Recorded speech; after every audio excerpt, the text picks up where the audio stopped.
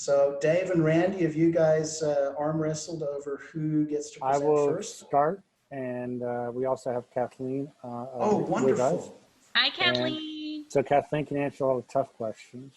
That was a wise decision, Loveday. And then Randy will go. But basically, we'll just go over, I mean, we all know about the SAFER program. We've had a couple of webinars recently on that. The one that WQA held, and then the one that we were lucky enough to have with Laurel Firestone and the Water Board. So that's still moving forward.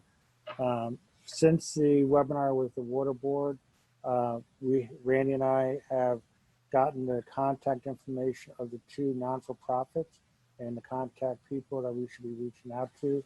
We'll begin that part of it to start introducing ourselves to them. These are going to be the groups that are going to handle the point of use and point of entry contracts for the state water board. The money will be, they'll put out the contracts, the money will be funneled to the non-for-profits, and they will basically put out the bids for these, not for the point of use and point of entry proposals. As we all know, the SAFER program is pretty exciting. It brings these systems into compliance using a lot of our technology. On the Government Affairs website, we have a SAFER program on the side where all the information we're collecting, webinars, other information that we have, updates. Please go to that on a regular basis. It's updated will be updated on a regular basis. For example, this Friday, the Water Board and the SAFER program are having a webinar at the Aquifer at Risk map, also at risk domestic wells and the state's small systems. So this is their first draft that they're going to go public with where a lot of these issues are. There'll be a nice roadmap to see where we think we're going to be and where the program is going to go with the SAFER program. They did have a request for people to join the advisory board. I did submit my application. I heard back today that they are reviewing it, so we'll let you know if WQA becomes on the advisory board. But I have been in contact with Laurel Firestone on other issues.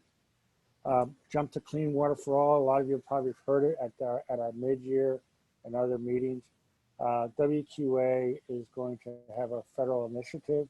This is more not a compliance one, but it's more about getting people the financing help. This would be a direct rebate, national direct rebate of up to $1,000 that people can use to buy point of use and point of entry equipment to use to get remediation of some regulated contaminants in their home. We're cleaning up some documents. Kathleen is finishing, did a great job with that. So we'll start sharing that with people because it will include, maybe Kathleen might want to touch base a little bit more on a fact sheet, talking points, and a little and a leap behind with our officials. Kathleen, you want to add anything more on the Clean Water for All?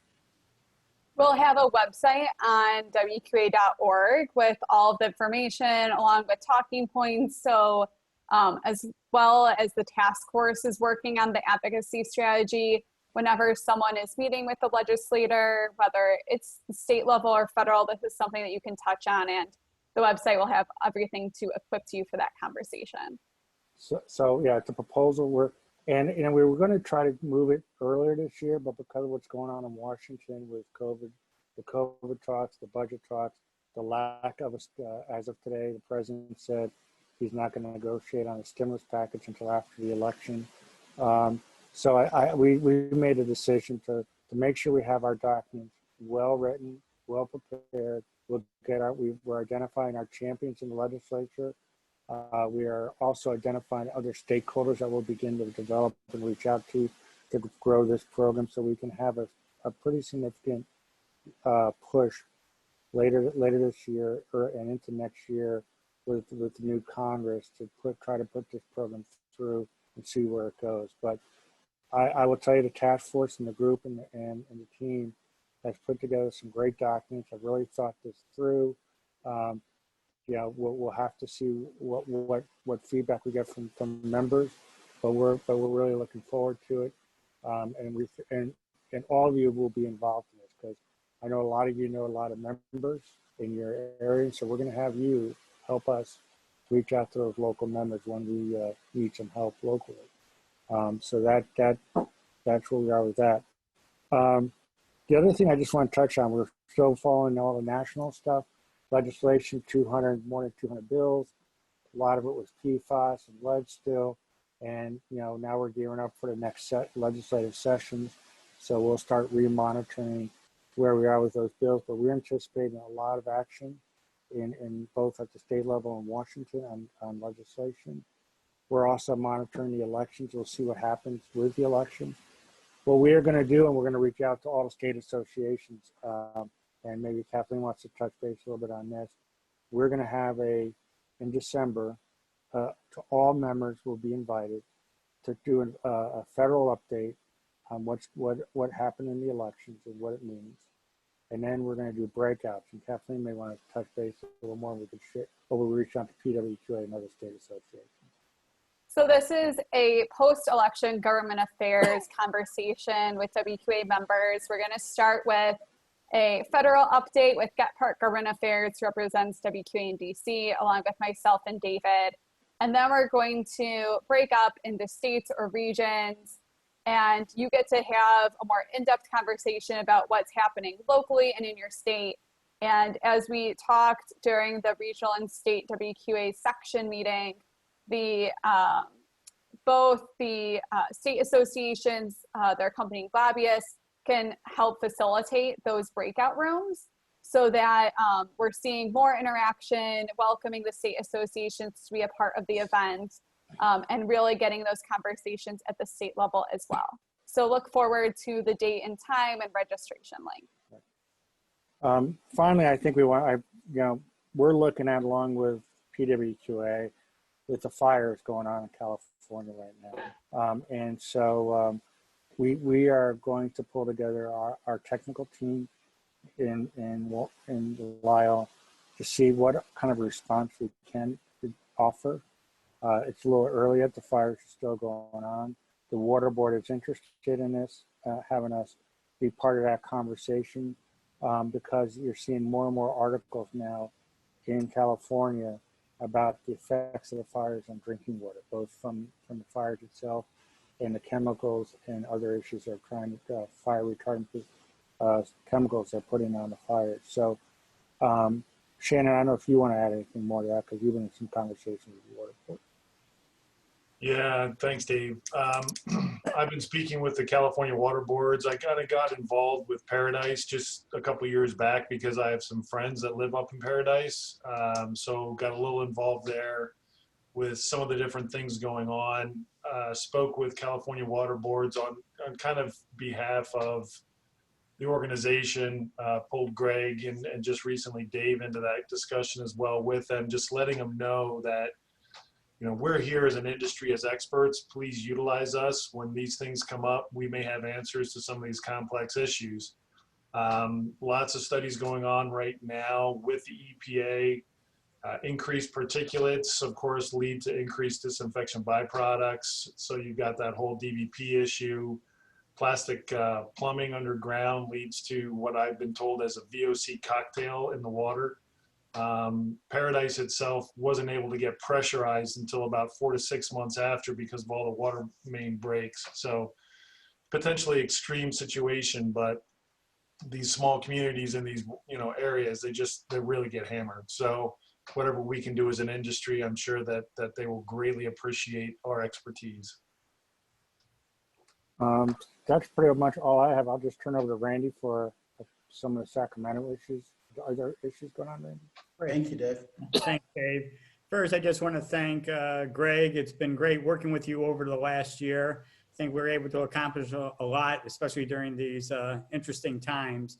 Going back and making sure that the workers were essential, that the businesses could remain open as essential, and dealing with the wildfires and a variety of other things. And Irma, in advance, I'll apologize for sending you all these emails.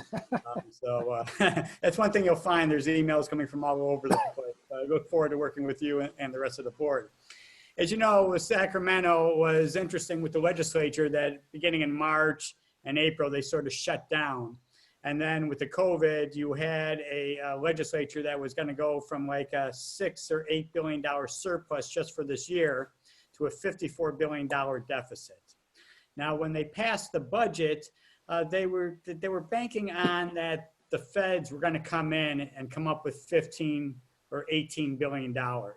And a matter of fact, at a press conference yesterday, a reporter asked the governor, well, you know, you passed this budget and you were relying upon, you know, $15 billion from the federal government. That hasn't happened. What are you going to do with the budget? And Governor Newsom is very good in speakeasy, where he said basically nothing, that everything is okay and will continue to work. I think everybody's praying that that Biden becomes president, and from Governor Newsom's standpoint, and that would help assist in getting money to California. And dealing on the legislative front, there was an effort to try to reduce the amount of legislation that was going through the process. So there was bills dealing with schools and PFAS. A lot of those were put to the side while they were trying to deal with the budget and also COVID-related issues. One major bill that we were involved with dealt with packaging.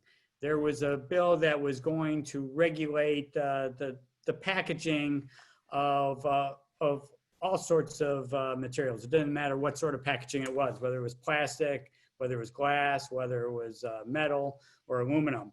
At the end of the session, that was reduced down to a plastic bill. So any product that was in a plastic packaging would have to meet a certain recycling rate. At the end of the day, that bill was defeated in the assembly. It fell about 4 votes short of passage. We suspect that the bill may come back next year. If not, there's an initiative that they're going through the process of verifying signatures, dealing with plastic packaging that could appear on the ballot in 2022. So we'll continue to work on that. Additionally, as you know, in California, how many propositions, if you've all got your little ballot magazine, you know, we have lots of initiatives going on. One of the more important ones from the association perspective is Proposition 15, the split roll. PWQA has taken a position of opposing that. As many of you know, what that would do, it would raise the property taxes on commercial properties and make them to a more current value. Right now, they're based upon Proposition 13, where when you purchase a property, that is what is the assessed value. It can go up a little bit each year, but it can't dramatically go up. Now, the concern there is that even if you don't own the building, if you're a tenant, and if you have a triple net lease, you're going to end up paying for those property taxes. And so there's a lot of concern about the pressure that this could put on a lot of the smaller businesses and whether they would be able to remain in those buildings that they're currently leasing. So I would just, everybody here, most of us are in California. I think it's going to be a pretty interesting election. In addition to that, you also have the independent contractors bill for the gig economy. That's with the Postmates and Uber and Lyft.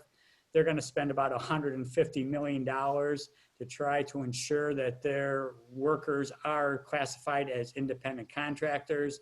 I think it'll be very interesting to see how that turns out. If for some reason that does not pass, I think it will give us sort of a heads up where California is really going, that the unions have a pretty strong hold within the state. And I think that the business community is going to be very nervous about what's going to be passed in the future. Lastly, just about the legislature itself, we'll probably have somewhere between 10 to 15 new seats. I should say new members coming in. Unfortunately, it's not going to change the makeup of the legislature. It will still be over 2/3 majority in both houses of Democrats.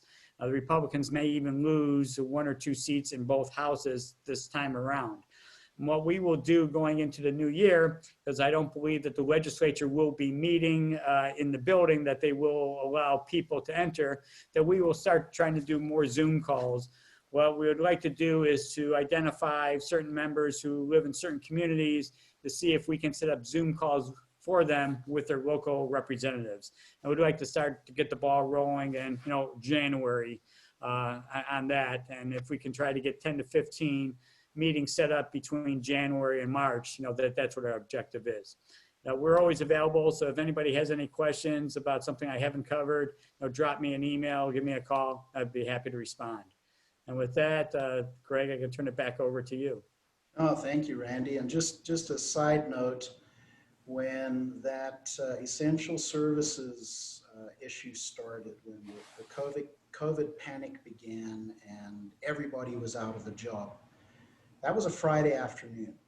And Randy and Dave mobilized and we talked through the weekend. I think, Dave, the last phone call we had was on a Sunday night late, and you'd got a hold of the Pennsylvania governor's office, and you got Wheeler on the phone, or Wheeler's office on the phone. And by Monday morning, there was a clarification on who was essential, and particularly related to our industry as part of the plumbing subset and water quality management subset. So Randy and Dave, Kathleen too, because you were involved in that, thank you to the three of you for going above and beyond and really helping give the dealers an edge.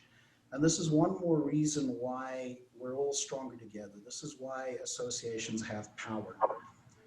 You know, PWQA, apart from hanging out with the cool kids, which always is a nice thing, but there's power in numbers. And the more of us that are involved in PWQA and WQA, the better it is for our industry. And sometimes we can lose track of that. We can't see the forest for the trees because you see people that are free riders coasting along, not participating or not paying membership dues, and they indirectly benefit from us. But really, if you want to be truly successful in this industry, be involved in your local state association and be involved in the Water Quality Association. It's a game changer. And especially now that we're seeing the legislative landscape change. And in fact, I'm going to pick on Dave and or Kathleen, whichever one of you want to talk about this. When it comes to safe water for all, there's a big emphasis long-term on using certified personnel, putting in certified products. And we need to be at the forefront, the bleeding edge of this as an industry. So we got to get our credentials, certified water specialist, California C-Series licensing. We've got to get that up. Dave, Kathleen, either of you want to talk a little bit about everybody's bouncing? All right, Dave, you're going to have to reboot that comment. So did you and Kathleen rock, paper, scissors over who's going to? Well, I would just say that is going to be a major part of it, but states. But I would just point out, for example, just yesterday we have a door-to-door issue going on in Sacramento, where again we have someone identifying themselves as a WQA employee going door to door. And I think when any of you were on the call with the Safer program with Laurel, that was something she was concerned about. They are concerned about. So we have to make sure that we do the best we can. We will certainly be pushing education and certification and training. If Kathleen wants to add anything, feel free. Yep. So obviously with the SAFER program in California, California has their own regulations when it comes to requiring certified products whenever you're making a health contaminant claim, on top of having the specialty license and promoting the MEP for continuing education. So we're fully supportive of that. When it comes to the federal Clean Water for All program, again, it's the same message of making sure that if the federal government's going to be backing a program with funds, that they need to know that the products are reliable and the people installing them are reliable. So we've been really focused with the task force on how to communicate this to legislators, how to get them to understand our valued members and everything that they bring. And also realizing that states themselves already have a lot of those regulations in place when it at least comes to the licensing side. But Greg, we're going to make sure that product certification is in there. That's something that we feel very strongly about. That's excellent. I really like and I just want to add up a couple more things about COVID, Greg. Yeah, that was, we reached out and we personally heard from more than 35 governors personally. And that was not easy because you don't send emails to the general email of the governor's office, because that, especially during a crisis. So what we had to do is I broke out the old Rolodex and was calling people that were doing business in different, I know we're doing business in different states, and asking them for the email of the chief of staff for the deputy governor. And I told them why we were doing it. So most of them were obliging to that. And that's why we were able to actually get confirmation from about 35 governor's offices that we were essential under their program to what they were doing. So I think it says a lot about the industry. I think what we're going to do, we have to keep watching. We have to be vigilant of this COVID thing, because we're going to have to see, is there a second wave? I know right now in Wisconsin, there are huge spikes up in Wisconsin right now. Frank, you were talking earlier about New Jersey. Cold weather coming in. I think we have to look at about the restaurants. When the cold, are they going to, they won't be able to do outside dining anymore. What will that affect restaurants? Will they shut down again? Will that affect their water situations? Will they put tighter controls? So it's something we're monitoring very closely, and I can assure you we'll be actively engaged again, both at the federal and state level, whatever happens in the future. Thank you very much, Dave. And on that note, let's remind ourselves, whatever your personal political leanings are, the COVID issue and the COVID response, the governmental response to the COVID issue affects our business operations. And let's be smart on making sure that we're still vigilant with sanitation and hygiene and best practices to make sure that COVID or flu or anything else has keep our team healthy. And let's also remember that it's been a very stressful year for owners, employees, managers, and everybody else. Let's be a little kinder. Let's be a little nicer. Let's be a little more tolerant, because people are having a hard time. Customers are stressed. Everybody's a little on edge. So it's a good time to remind us that basic civility goes a very long way. And on that note, let me make a civil introduction to Irma Bishop, and she'll close us out.